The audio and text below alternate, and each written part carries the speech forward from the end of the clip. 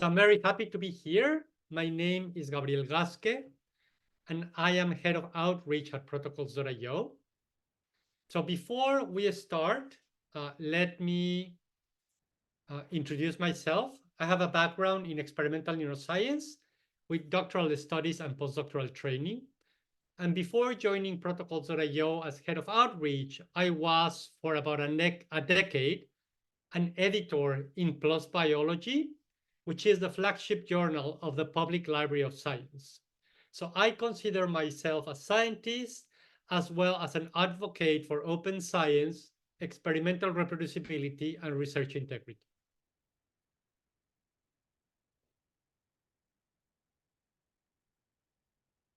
And before we begin, I would like to acknowledge that our main office, Protocols.io's main office, is located in Berkeley, California, which is the ancestral and unceded land of the Ohlone people. And we recognize that we have benefited from the use and occupation of this land.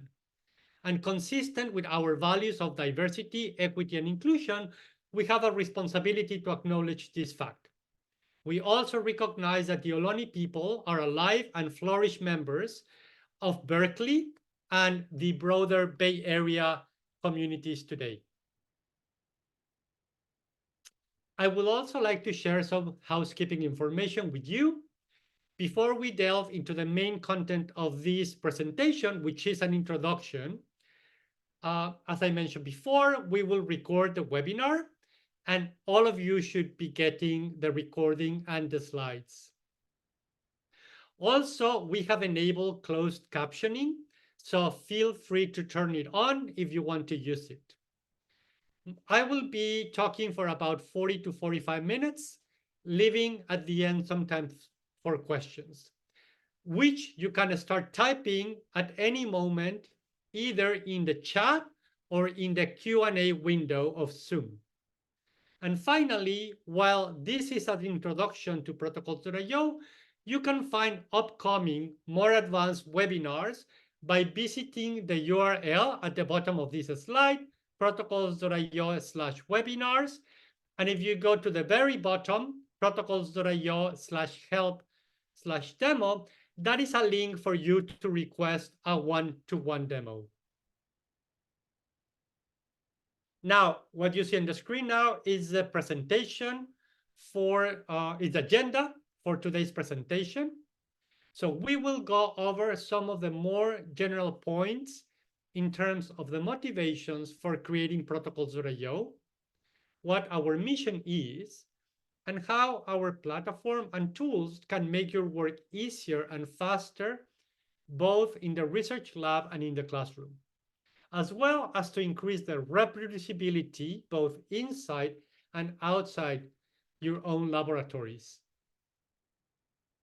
And let's begin with what protocols.io is. So protocols.io is, on one hand, a collaborative it's a platform, it's a virtual platform for the collaborative development, sharing, and publication of detailed, up-to-date, and reproducible experimental protocols. And on the other hand, it is an open access repository for the publication of these protocols before, during, and after publication of a research article. And we have collected a series of tweets that comment on the difficulties and frustrations of trying to replicate previously published research. And as you can read in this example that comes from the field of physics, Daniel goes from reference to reference, trying to understand how certain devices reported in a paper from 2017 were fabricated. And when he finally reaches the original publication from 2009, the materials and methods section of that paper simply said, devices were fabricated with conventional methods, which, as you can imagine, is really frustrating. And this is just an example that highlights a widespread problem. That is, very often, the information reported or included in the materials and methods sections of published articles is insufficient to allow readers to understand what was done and to reproduce the experiments. As part of the background on why Protocols.io was created, we also like to talk about the Cancer Biology Reproducibility Project, which was a $1.5 million initiative coordinated by the Center for Open Science and by Science Exchange with the goal of trying to independently replicate almost 200 experiments from about 50 high-profile papers on cancer biology. What the Reproducibility Project researchers discovered very soon after the project began is that it is very difficult to replicate previously published work. There are several reasons why this is the case, but one of them is that the original researchers didn't document in their articles with enough detail what they did and how they did it. So what you see on the screen is the Center for Open Science website that summarizes some of the results of the Cancer Biology Reproducibility Project. And as you can see, of the 193 experiments that they tried to replicate from 53 articles, 0% of the protocols, 0% were completely described, which made it impossible, obviously, to reproduce them without contacting the original authors. But equally striking, when the researchers from the Reproducibility Project contacted the original authors, they also discovered that these original authors did not always could tell how exactly their own experiments had been done. Therefore, the problem of lack of reproducibility goes beyond the lack of adequate reporting in published articles, but also highlights deficiencies in the way researchers keep record of their own experimental protocols for housekeeping. And this is caused, among other reasons, because people move from labs. So students graduate and leave, postdoctoral researchers become faculty elsewhere, and so on. And traditional paper notebooks can be easily damaged, misplaced, or lost. And it is really difficult to search in those paper lab books to find the most updated version of a protocol. Therefore, we thought that a cloud-based system for the proper preservation and publication of detailed experimental protocols was needed. So generally speaking, protocols.io comes in two flavors. So we have a completely free open access repository, which provides unlimited publishing of protocols. Each of these public protocols will receive a unique digital object identifier, or DOI, making them permanent and citable. It is thus free to create an account in protocols.io and to publish an unlimited number of protocols. Because the repository is open access, it is equally free for anyone to come, search, read, use, and reuse the public protocols. We also have premium accounts that offer everything the free plan offers, plus an unlimited number of private protocols and workspaces, premium training, and for the institutional accounts, a free protocol import service. If you are interested, you can find more details about our plans at protocols.io/plans/academia. And later on this presentation, I will explain what workspaces are and how the protocol import service works.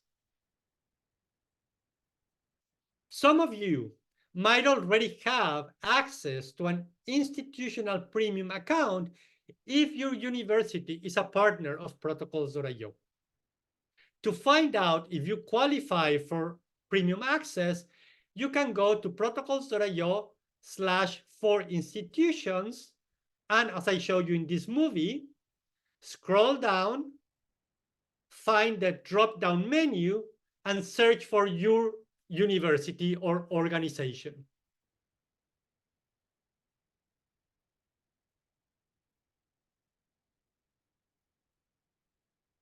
Now, Let's discuss why we think it is productive, time-saving, and rewarding to create, share, and publish detailed experimental protocols in addition to fostering reproducibility.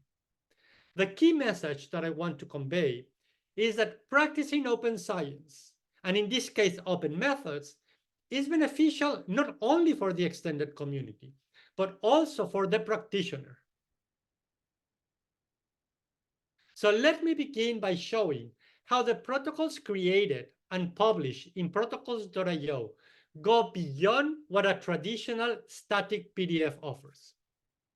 These protocols are live, dynamic, and interactive, yet persistent and citable documents. So I'm going to be opening one of these protocols that has been created and published in the open access repository.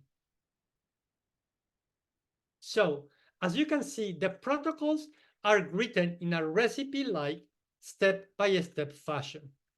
They can be supplemented or enriched with images, pictures, and even videos that you can play while doing the protocol.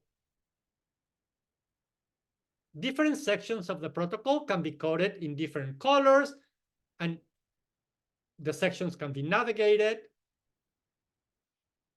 Because this protocol has been published, it has received a DOI. The protocols are versionable as well, and I can navigate between two different versions of the protocol. Anyone can create their own editable copy to optimize this protocol for your own specific needs, reagents, equipment, cell line, etc. The protocols are interactive because this being a public protocol, any reader can come and post a comment or a question, and the authors of the protocol will be notified. And they can come back to the platform to respond to that comment or question, and you will be notified. And finally, these are also dynamic in the sense that if this were a wet lab protocol, I can run it from a computer or tablet. As I make progress in my protocol, I can mark each step as done. If I notice something unusual, or I want to add, I made a mistake, or I want to add any comment to my run of this protocol, I can post a comment. It comes with an integrated timer as well that you can set to different times, to different steps. And at the end, once I finish running my protocol, I can save the run record with a timestamp as an independent file.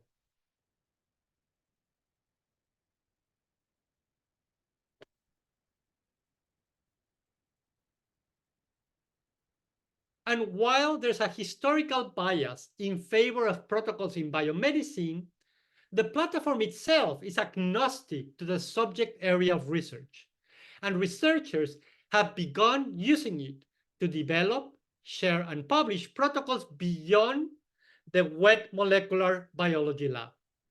So in this slide, I showed you just 5 examples of protocols for electronics, computational biology, clinical research, meta review and systematic analysis, and environmental sciences. I'm going to open another example of a protocol for archaeology. So this protocol describes a tool illustration for, or an illustration tool for lithic objects.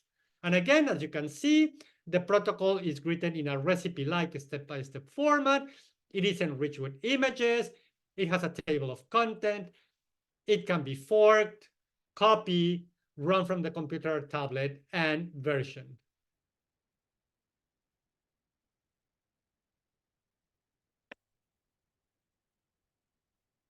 Now, let's discuss a list of points that will clarify why we think it is rewarding to create and publish detailed research protocols.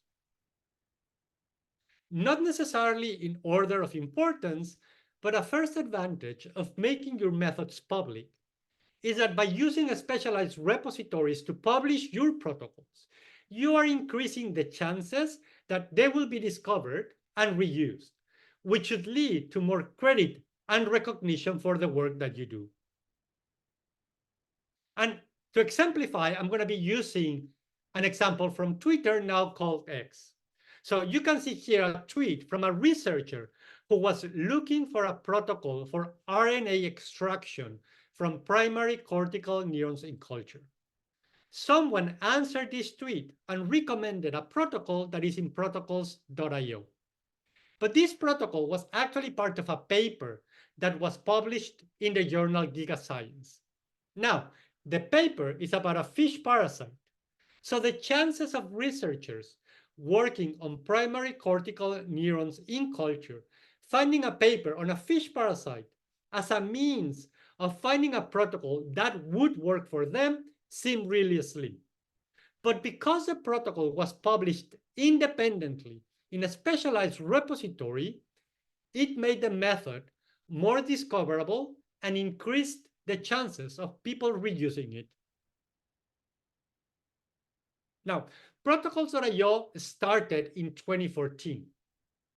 We currently have over 180,000 registered users who have created over 17,000 public protocols and over 61,000 private protocols.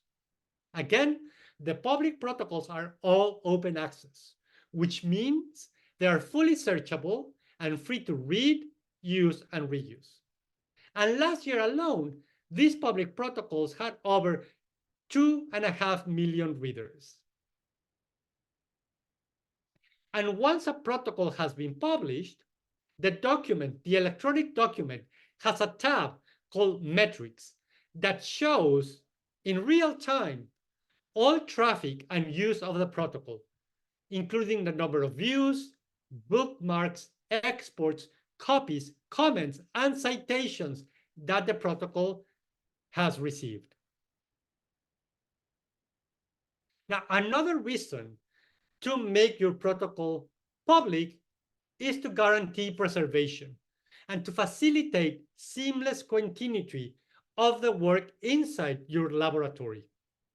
As we have discussed, a large fraction of a lab personnel is floating. So students graduate, they leave, and so on. Publishing the protocols makes them persistent, citable objects that will be permanently stored in your workspace as well as in the open access repository. And I should mention that all private and public content in protocols.io is mirrored and backed up in Clocks, GitHub, and the Internet Archive. And public sharing of protocols also increases the chances of establishing collaborations. And we have seen cases where researchers report that this is the case. And I would like to show you how the comment functionality of the platform allows an open, scholarly, productive, and collaborative discussion between all parties interested in a particular protocol or method. So again, I'm going to open one of the public protocols in the platform.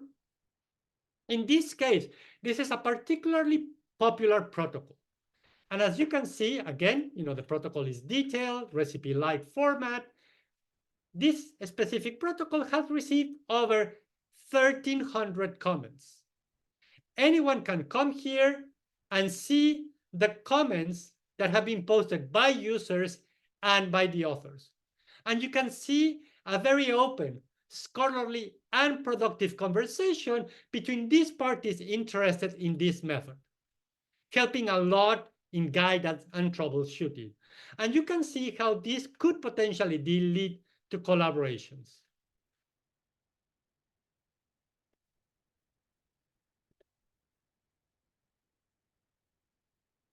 And managing and publishing your protocols should also simplify your work down the road when the time of submitting and publishing a paper comes. Again, another example from X. We have here Professor Kipnis at the Washington University in St. Louis, USA, tweeting and saying, "What if labs publish each of their unique methods or protocols, and in future papers, instead of rewriting the protocols, we just cite them. We waste so much time on methods by saying the same thing differently. And that is exactly what protocols.io is about. You can publish your updated, detailed protocols in the open access repository, obtain DOIs, so you and your colleagues can cite these specific, precise, detailed protocols in your and in their papers, moving away from writing vague method sections. And this is what the authors of this PLOS Biology paper did. So they created, deposited, and published their protocols in protocols.io, obtaining a citable DOI, which they then included in the materials and methods section of their paper, replacing most of the writing. Now, the reader, by following the link, has access to the detailed protocol in protocols.io. And a really nice thing about how protocols.io works is, as mentioned before, that the protocols are versionable. So if the authors have updated their protocols since the time of publication, the reader will be notified, and they can choose to read the protocol as it was published together with the paper, which is what you see on the screen now, or by following the view the newer version, have access to the most updated version of the protocol. And a fifth point would be that by managing, preserving, and storing your protocols in protocols.io, you will be complying with the NIH data management and sharing policy, because methods are an integral part of data. And the NIH rigor and reproducibility guidelines also explicitly highlights the need for grant applicants to describe details, research details in their applications. And these details will be considered by the reviewers of the grant.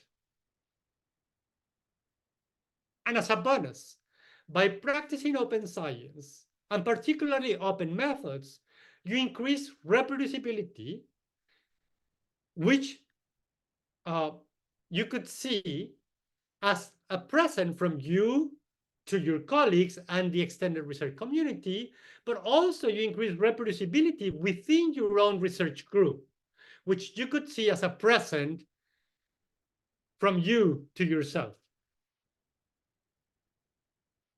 So in this push to increase transparency, accountability, and reproducibility, several organizations, including over 500 scientific journals, funding agencies, and educational and research institutions in 3 continents, support and promote the use of protocols.io.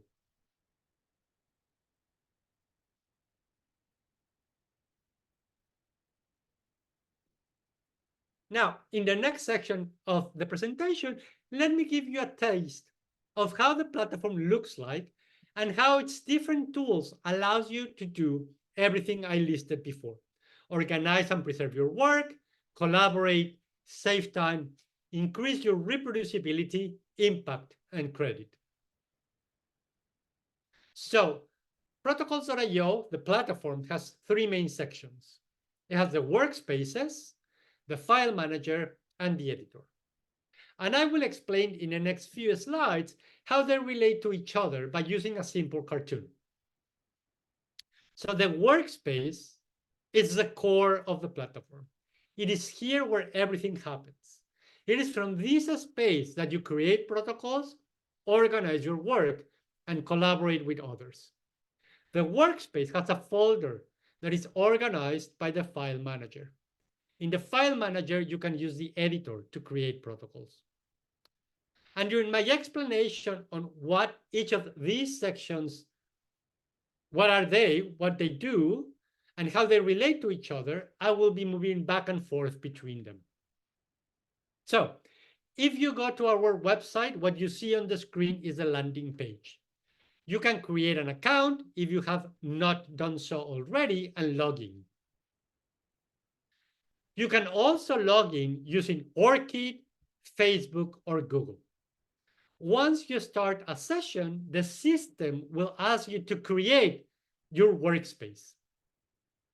You could also start inviting collaborators to that workspace, but this second step is not compulsory. Once you reach your workspace, once you have created your workspace, you will have access to the file manager, which is now empty because the workspace is new. To the left, you have access to the workspace administration menu. And to create a new protocol, you go to the new button to the right, and that will take you to the editor. The file manager will eventually contain, display, and organize the protocols that you have created within that workspace. The file manager supports any file type, not only protocols created with the editor. It helps you archiving, auditing, and exporting because it can connect to Dropbox, OneDrive, and Google Drive, and it has been designed with enterprise-grade security and backup functionality. As mentioned before, the editor has detailed components, a granular editing history that allows any change to be reverted. It also allows concurrent editing by two or more collaborators working simultaneously on writing the same protocol. And that happens the same way that you can collaborate on a Google document. Again, the protocol is written in a step-by-step recipe-like fashion, and different sections of the protocol can be coded in different colors for clarity. Now, going back to the workspace. So this is the space for collaborations. You can invite anyone to join your workspace. It can be a student or postdoc, another faculty member within the same institution, or external collaborators. To invite people to join your workspace, you go to the administration menu of the workspace, select members, manage members, and now you can start inviting people by typing their email address. They will have to create an account in protocols.io to join your workspace, but as I mentioned before, creating an account is free.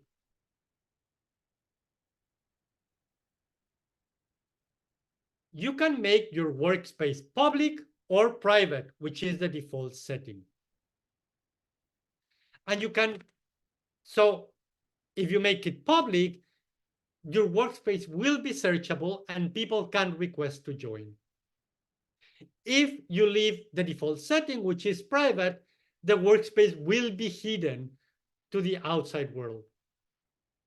You can also manage the privileges that members in your workspace will have, and you can limit what they can do, such as inviting other members or sharing or deleting files from the workspace folder.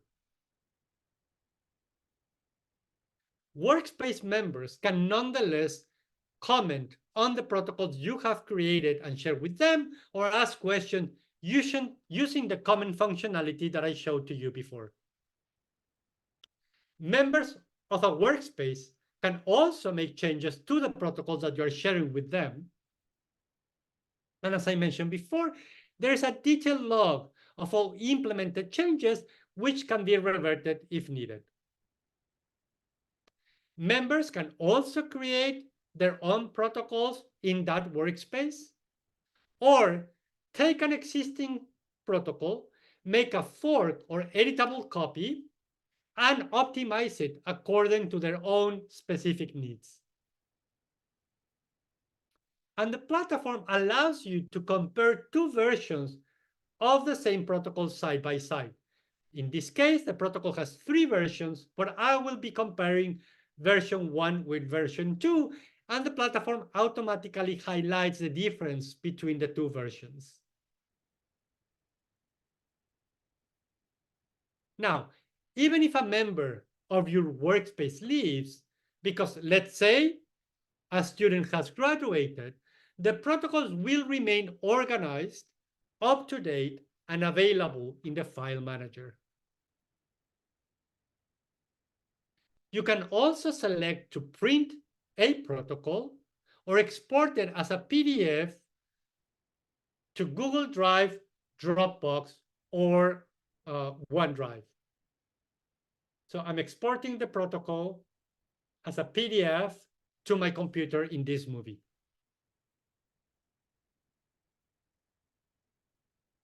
And now you have a printable version with all the materials and all the steps.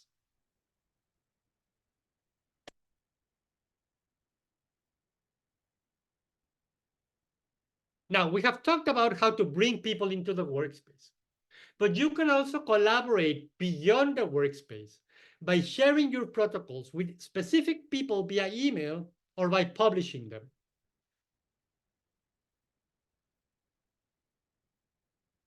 So to share a protocol outside your workspace, you can select the protocol, click the share button, and now you can send this protocol to people outside your workspace by typing their email address.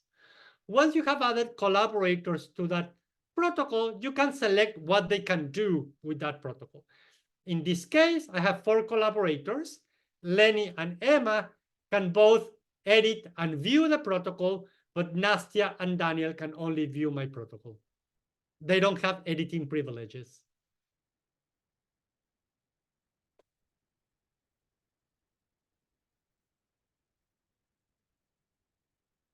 Publishing a protocol will make it fully public and will assign to it a DOI. So anyone with an internet connection can search for the protocol and access it. A published protocol with an assigned DOI is a citable object that can be referenced to in a paper, giving credit to the author's methodological work. The reference will also be linked to the protocol in protocols.io, so the reader will have access to the interactive step-by-step protocol, even if the paper was published behind a paywall. And once a protocol is published, any reader can create a fork or editable copy and modify that copy according to their own needs. So in a sense, all public protocols, because they are open access, are templates for further optimization. And the platform will link any forked protocol to the original one. In this way, everyone maintains and earns credit. So this is an example of a protocol that is an optimized version of an original protocol created by somebody else. The platform tells us that the protocol we're seeing was forked from another protocol, which the reader can access by following the link. Thus, all authors get credit for protocol creation and optimization, and the reader has access to the history of changes and to the evolution of the protocol. Another way to share your protocols is to increase your credit for method development work is to send the protocols for peer review as standalone methodological papers to +1 Nature Protocols or BMC methods. So once you are in the platform and you have a protocol ready to make public, you can send it selecting the peer review option to one of these 3 journals.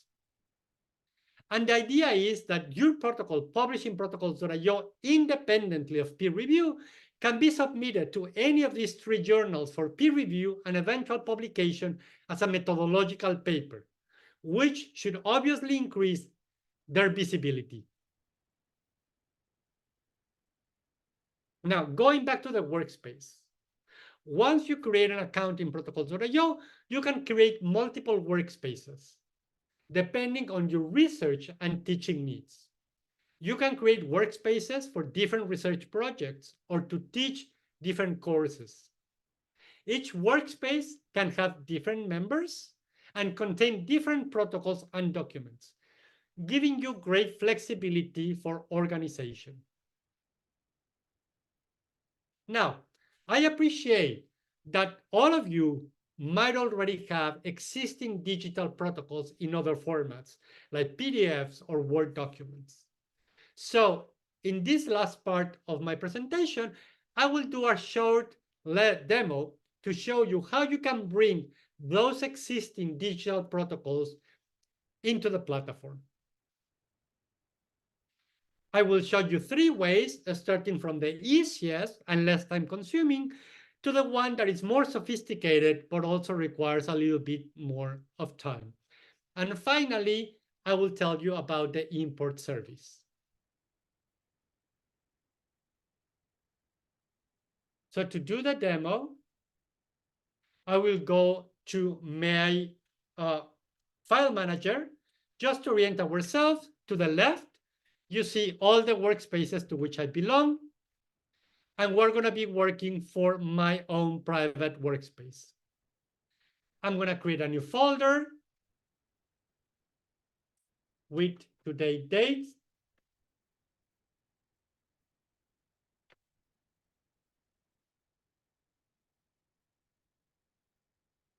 You see the folder here, which is now empty. And to the right side, you see my hard drive with several protocols in different formats. So I have a Word document, I have an Apple Pages, I have a PDF, and I have a plain text. The easiest way for you to bring these existing digital protocols into the platform is just to take them and drag them. And that's it. I have centralized my platform, my protocols in a single platform. Any member of my workspace will have automatic access to all my documents in my file manager. I can also share them beyond my workspace with the share button, as I showed you before. However, because these are not protocols in the technical sense, they weren't created with the editor. They are these documents in their original format. I cannot publish any of these protocols. The easiest way for you to create a publishable protocol out of any of these existing digital documents is to create a protocol with the editor, leave it empty, and attach the digital document. So I'm going to do that. I go to the new button to create a new protocol. I'm going to select the folder in which to store that new protocol. I can add a title, again, with today's dates. And as I mentioned before, traditionally, the protocol is written by adding the steps here in the new button. But what I will do is in the description tab, at the very bottom, there is place for me to add an attachment. So I can take my protocol, in this case, it could be the PDF, just drag it here, and I have attached the PDF. Now the protocol has a title. I can even add an abstract. And the abstract, if I decide to publish this protocol, having an abstract will make it more discoverable. If I go to the viewer, I will see that my protocol has a title, has an abstract, and the protocol is attached as a PDF. So I will have to download that protocol for me to see the protocol. But now, because I created this protocol with the editor, I can publish it. So I can publish it. However, because the protocol doesn't have the steps, it is not a dynamic and interactive document. Everything is contained within the PDF. Let me show you the third way in which you now can create dynamic and interactive protocols. I'm going to go back to the editor. So I could start adding steps. But here to your right, there is also a function that says insert steps from text. So if I already have a text file, I can select this. We'll open this window. I can open a text protocol or a protocol in a text format.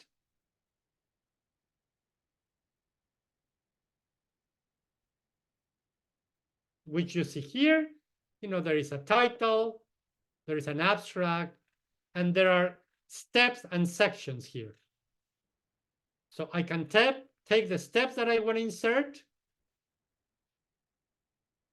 paste them in the window, preview them, and now the steps in my text file, which in this case was a Word document, have been transformed in the steps, have been imported, the steps have been imported to my protocol. I can even copy the name of the section, paste it here, create a new section, copy the next, and then keep doing it over and over again. I can take the next 4 steps, insert the text from text, and I have inserted the steps. Now, if I go to the viewer, I can see that now my protocol has steps, and it makes it interactive and dynamic. It accepts comments, and it can be run also from the computer or tablet, as I showed you before.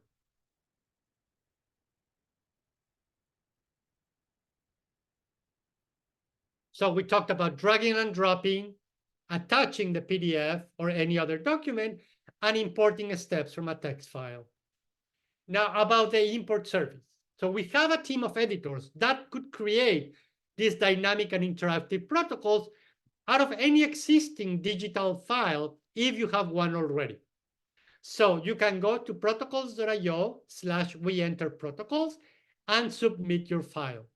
Now, this service has a cost, but it is free for members of institutions that have an institutional premium license. Once the protocol is created, it will be transferred to you so you can decide to publish it whenever you feel ready.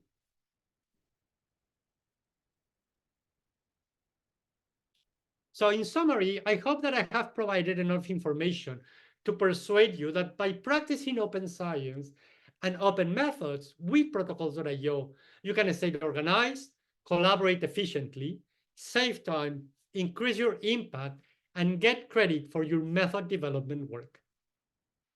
And with that, I will be happy to take any questions. And I think there are already a couple of questions in the Q&A window.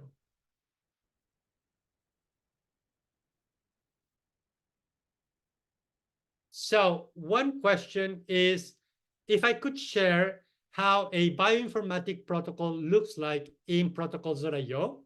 So it is very easy. You can go to the website and potentially type bioinformatic in the search engine, and that will, and you can search them yourself and see if there's any that will be helpful for you. However, let me see if I can open the example that I showed you in that slide.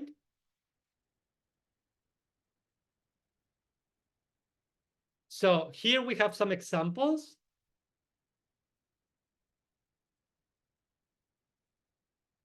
And this is how a protocol for computational biology looks like.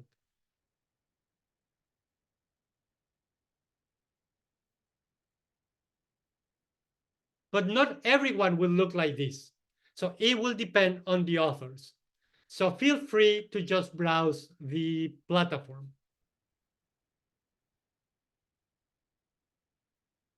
So somebody says, what privileges do I need to have in order to download a protocol that somebody else has shared with me? So in principle, any protocol that has been shared with you can be downloaded as a PDF to your computer. And the third question is, how much storage does the file manager have? Let me see. So if you are a member of an institution that has a premium license of protocols.io, storage is unlimited. If you don't have a premium license, let me see. So I'm going to go to the file manager. I'm going to go to menu, plans, academia. So in the free uh, accounts, you can store up to 2 private protocols. And I think it's about 1 gig. But the protocols are usually pretty small. So because the free accounts are limited to 2 private protocols, you won't surpass the storage. And for the premium, it is unlimited.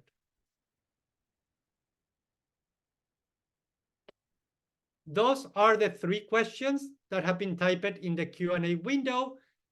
If you have any other questions, feel free to type them. And if I didn't answer your questions correctly, do let me know.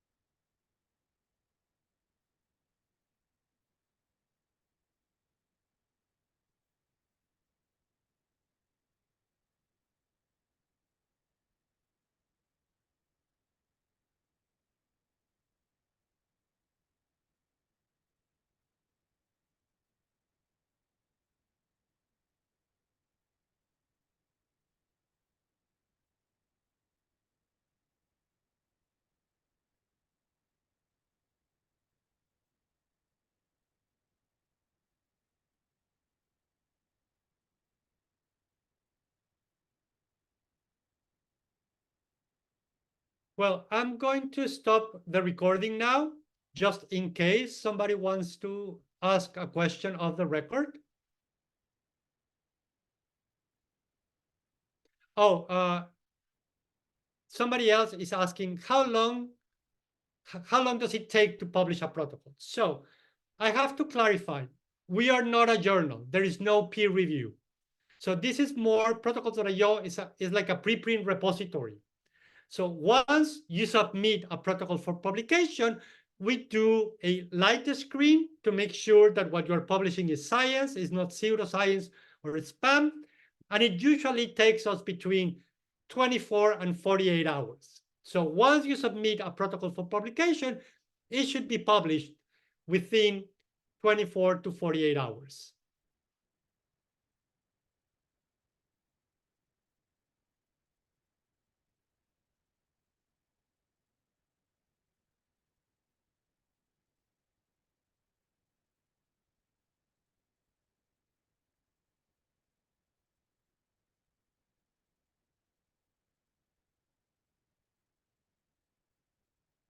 So again, there is another question. What privileges do I need to have in order to download a protocol that somebody else shared with me?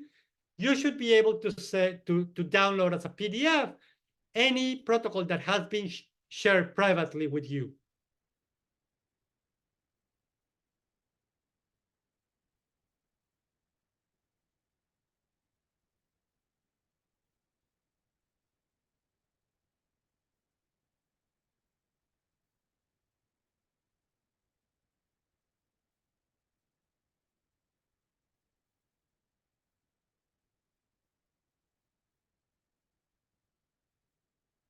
Any other questions?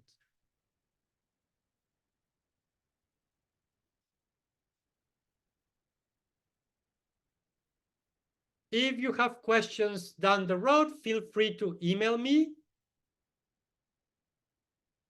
at gabriel@protocols.io, and I will be happy to answer them via email.